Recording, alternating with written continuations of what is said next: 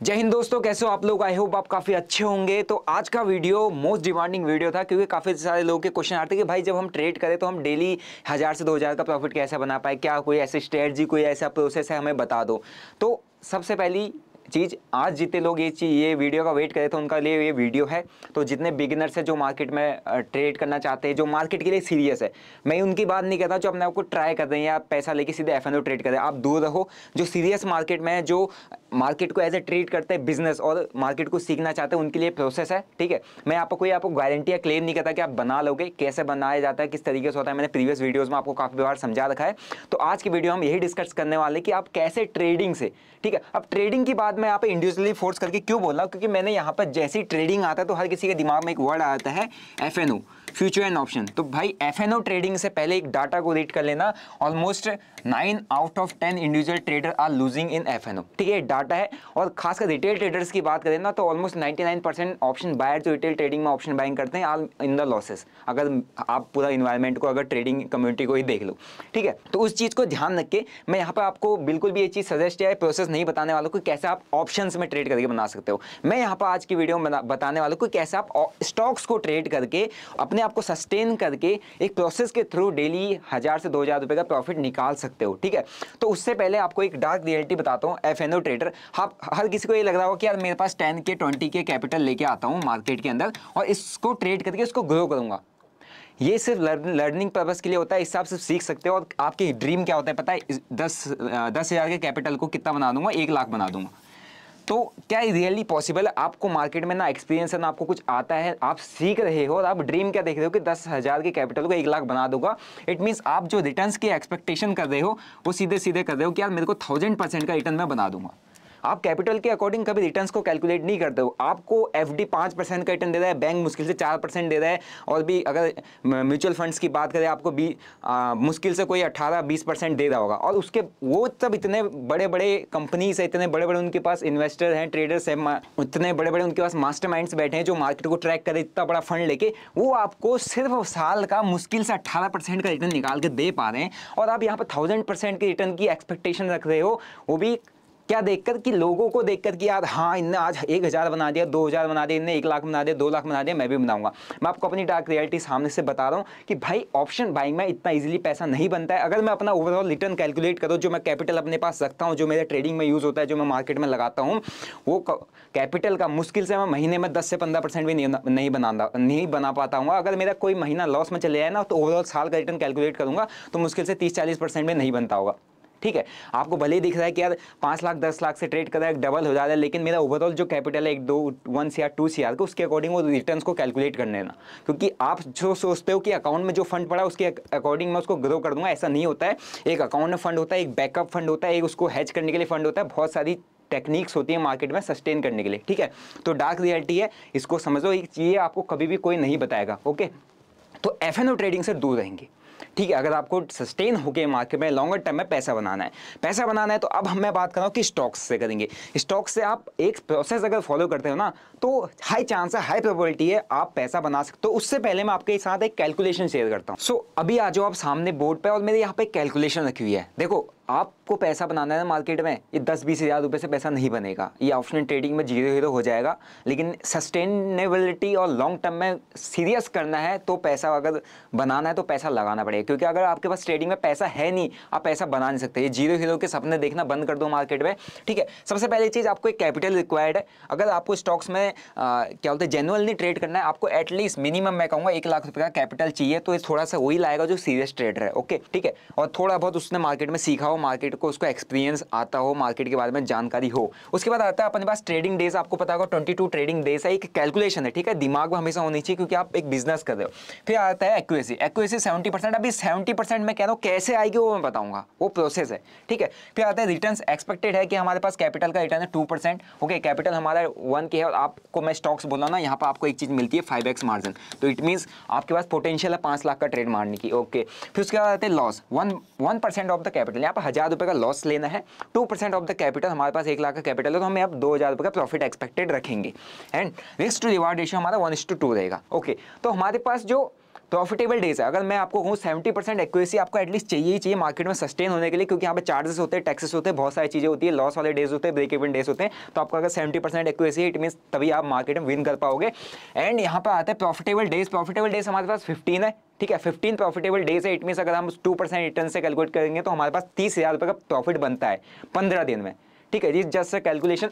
उसके बाद हमारे पास 70% एक्यूरेसी के अकॉर्डिंग हमारे लॉस डेज आ रहे हैं 7 दिन हमने लॉस किया तो हमारा 7,000 रुपये का लॉस होता है। ओके, तो अगर हमें 30,000 में से 7,000 माइनस करते हैं तो हमारे पास अराउंड 23K का प्रॉफिट निकल के आता है। 22 ट्रेडिंग डेज तो हमारा जो डेली एवरेज हम प्रॉफिट निकाल देते हैं तो कितना निकल रहा है, 1000 रुपीज़ का डेली प्रॉफिट निकल रहा है, ठीक है। It's just a calculation. आप बिजनेस कर रहे हो, आपको एक कैलकुलेशन, मैथमेटिकल कैलकुलेशन दिमाग में बैठाना पड़ेगा कि यार मुझे जो लॉस लेना है it should be 1000 a day. मुझे अगर प्रॉफिट बनाना है तो मैं वहाँ पे अपने एक सिस्टम, एक प्रोसेस को फॉलो करके अराउंड 1:2 2,000 रुपये तक का प्रॉफिट मुझे बुक करना है। अगर ये कैलकुलेशन दिमाग में रहेगी ना तो इट मीन्स आपने जो प्लान किया, प्लान के अकॉर्डिंग चल रहे हो। आप कभी भी वहाँ पे इमोशन में ट्रेडिंग नहीं करोगे, यार 1000 चलेगा कोई बात नहीं, रिकवर करने जाता हूँ, 2000 आ गया कोई नहीं, 4000 बनाने जाता हूँ, ऐसा नहीं करना है। क्योंकि आपने कैलकुलेशन बैठाया, उस कैलकुलेशन के अकॉर्डिंग आप महीने का अपने आप को महीने के लिए ट्रेन करोगे, महीने के एंड में कितना मैं प्रॉफिट बना के निकालूंगा, ठीक है। अब मैंने बात की थी यहाँ पे एक्यूरेसी के बारे में बात करेंगे। ये एक्यूरेसी कैसे आएगी, इसके लिए एक प्रोसेस है, ठीक है। इस एक्यूरेसी लाने के लिए किसमें, स्टॉक्स में। अगर आप स्टॉक्स को ट्रेड कर रहे हो, स्टॉक्स ट्रेड करने के लिए आपको 70% एटलीस्ट एक्यूरेसी चाहिए।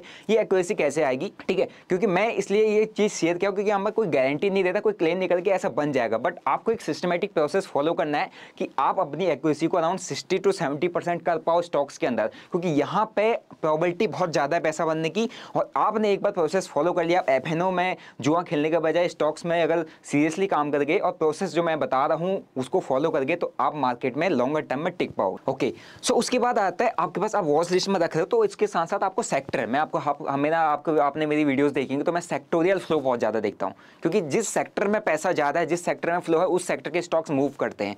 तो आपको हर सेक्टर से एटलीस्ट 1 से 2 स्टॉक आपके हर सेक्टर से होने चाहिए। अब हर सेक्टर में कौन कौन से सेक्टर, तो हर सेक्टर की बात करें तो आपके पास आना चाहिए सबसे पहला ऑटो, आपके पास आना चाहिए IT, आपके पास आना चाहिए फार्मा, उसके बाद आपके पास आना चाहिए बैंक, ठीक है। तो निफ्टी, IT, फार्मा, बैंकिंग, ये ऐसे सेक्टर है जिसके अंदर आपको वॉल्यूम, मोमेंटम और ऑपरेटर्स एक्टिविटी, ऑपरेटर्स बोले तो बिग प्लेयर्स की एक्टिविटी, ऑपरेटर्स का तो आपको पता ही मार्केट चलाते हैं, तो इनके अंदर आपको काफ़ी अच्छा मोमेंटम भी देखने को मिल जाता है। और ये कुछ ऐसे सेक्टर जो डेली बेसिस पे क्या है, जिनमें डेली बेसिस पे ट्रेड होता है, डेली बेसिस पे आपको एक अच्छा मोमेंटम कोई ना कोई सेक्टर देता हुआ दिखेगा। तो एटलीस्ट कोशिश करा करो जब भी आप अपनी वॉच लिस्ट बना रहे हो तो 2 फ्रॉम एवरी सेक्टर आपके पास होना चाहिए। अगर 2 स्टॉक्स ऐसे जो मोस्ट वॉलेटाइल है उस सेक्टर के, इट मींस आप उस सेक्टर के जो टॉप मोस्ट वॉलेटाइल स्टॉक्स है उसमें ट्रेड करो, इट मींस आपके वहाँ पर क्या है प्रोबेबिलिटी।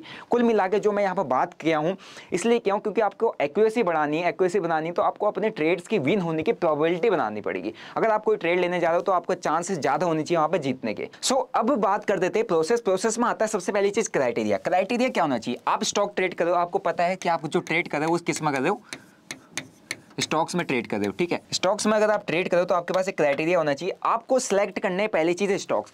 आपको जो स्टॉक सिलेक्ट करने एटलीस्ट 10 to 15 स्टॉक्स आपकी वॉच लिस्ट में होने चाहिए डेली, जिसको आप वॉच लिस्ट में रखो, है ना, जिनको आप ऑब्जर्व करो, जिनके अंदर मूवमेंट है। और 10 to 15 स्टॉक्स ऐसे होने चाहिए जिनका एवरेज मूवमेंटम 1% से 2% हो, ठीक है। 1 से 2% का जो एक एवरेज मूवमेंट देते हो, इट मींस वो स्टॉक क्या हो, वॉलेटाइल हो, है ना। और वो क्या बोलते हैं 10 से 15 स्टॉक्स ऐसे जिसके अंदर वॉलेटिलिटी हो, जो 1 से 2% का एक एवरेज आपको मूवमेंट दिखाते हो। दूसरा, उनके अंदर वॉल्यूम अच्छा हो।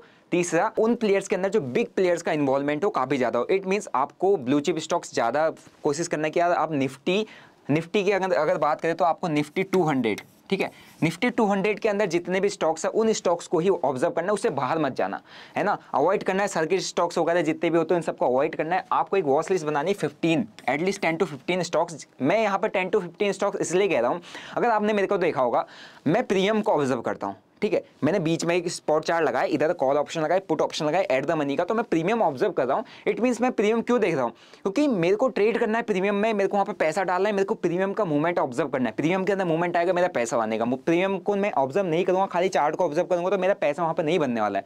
तो क्या है, मुझे प्रीमियम को देखने की आदत है, मैंने हैबिट बना रखी कि यार मेरे को प्रीमियम अगर ऐसा दिखेगा तो मैं ट्रेड करूँगा, ऐसा दिखेगा तो मैं काट दूंगा, क्यों? क्योंकि हैबिट हो चुकी है। अगर आप 10 से 15 स्टॉक को डेली ऑब्जर्व करोगे जो अच्छा खासा मोमेंटम देते हैं, जिनके अंदर वॉलेटिलिटी है, जिनके अंदर ऑन एन एवरेज 1 से 1.5% का मूवमेंट आपको देखने को मिलता है, जो मोस्ट वॉलेटाइल है, तो इट मीन्स आपको उन स्टॉक्स को पढ़ना आ जाएगा। तो आप जैसे कि अगर आपको मैं एक स्टॉक दिखाता हूँ, ठीक है, तो मैंने एक स्टॉक रीड किया, यहाँ पे HDFC बैंक का स्टॉक है।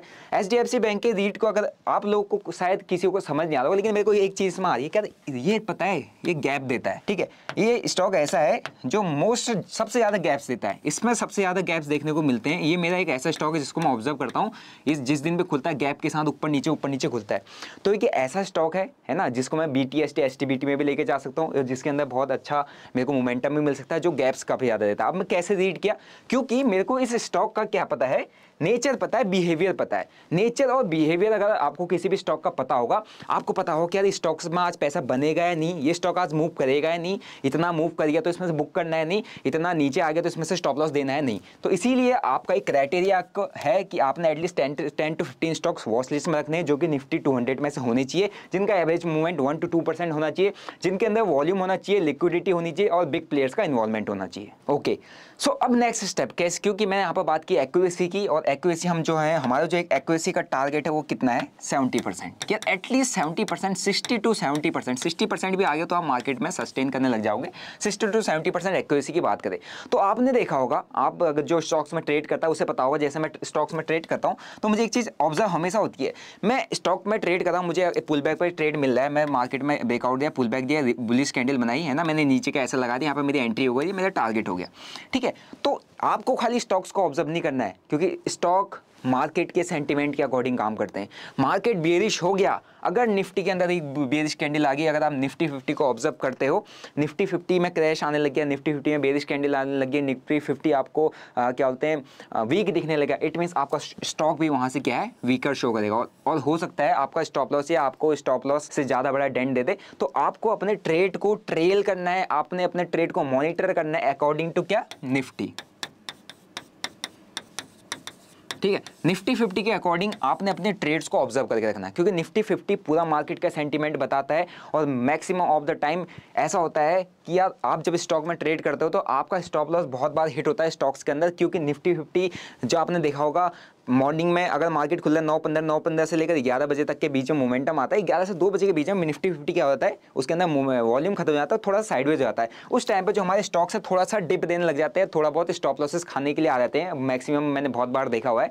तो उसी के अकॉर्डिंग आपको अपने निफ्टी 50 को ऑब्जर्व करना, उसी के अकॉर्डिंग आप अपने स्टॉक्स में अपने स्टॉप लॉसेस को ट्रेल कर सकते हो, अपनी क्वांटिटीज को क्या पार्शियली बुक कर सकते हो। तो ये बहुत इंपॉर्टेंट पॉइंट है, जितने भी लोग स्टॉक्स में ट्रेड करते हैं, तो ये इसलिए मैं बता रहा हूं क्योंकि मैंने लाइव मार्केट में जब मैं ट्रेड करता हूँ ये चीज़ ऑब्जर्व की हुई है, तो कैलकुलेशन सारी धरी की धरी रह जाएगी अगर आप ये चीज़ ऑब्जर्व नहीं करोगे। सो अगर ये आप प्रोसेस फॉलो कर रहे हो तो आपको एक टाइम ड्यूरेशन भी सेट करना है कि एटलीस्ट मैं कह रहा मिनिमम 3 मंथ्स है ना, मिनिमम आप अपने आपको 3 मंथ्स दो, 3 मंथ्स एक प्रॉपर सिस्टम फॉलो करो, ठीक है। एक प्रॉपर सिस्टम अगर आप एटलीस्ट 3 मंथ फॉलो करते हो स्टॉक्स में, जो मैंने आपको स्टॉक्स का एक प्रोसेस बताया, क्राइटेरिया बताया, उस क्राइटेरिया को फॉलो करके मिनिमम आप 3 मंथ्स उसको फॉलो करते हो। मैं ये नहीं कहता आप कल ही से बना दोगे, अगले महीने बना दोगे, उसके अगले महीने बना दोगे, नहीं। मेरा जो मेन गोल था इसमें क्या, आपकी 70% की अप्रॉक्स एक्यूरेसी लेके आनी है, तो उसके लिए एक टाइम ड्यूरेशन क्या जो प्रोसेस बताया उसको एटलीस्ट 3 मंथ फॉलो करो, और अपने जो स्टॉक्स हैं उन स्टॉक्स को ऑब्जर्व करना स्टार्ट करो। आपको ये अपने एक्सपीरियंस से बता दो कि आपको कहीं ना कहीं आपका जो ट्रेडिंग स्टाइल है, आपका जो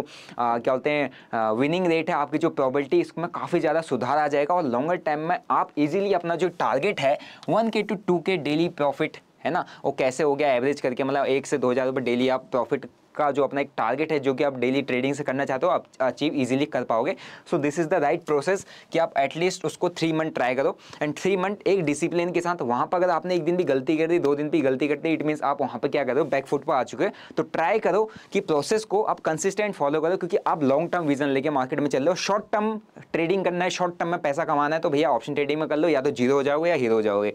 लॉन्गर टर्म में सस्टेन होना है, मार्केट को समझना है, और मार्केट के साथ साथ खुद को भी ग्रो करना है, खुद की वेल्थ क्रिएट करनी है, तो आपको स्टॉक्स के अंदर आना ही पड़ेगा। तो यही एक राइट प्रोसेस है अपने आप को मार्केट में सस्टेन करने का, अपने आप को लॉन्गर टर्म में एक प्रॉफिटेबल ट्रेडर बनाने का। सो आई होप आज के वीडियो से काफ़ी कुछ आपको सीखने को मिला होगा। तो मिलता हूँ आपको ऐसी एक और इंटरेस्टिंग वीडियो के साथ। बाकी वीडियो पसंद आए तो वीडियो को लाइक कर दो, और अगर आप मेरे चैनल पर नए हो तो चैनल को सब्सक्राइब कर दो। मिलता हूँ एक और ऐसी लर्निंग वीडियो के साथ। Till then bye bye, see you, जय हिंद।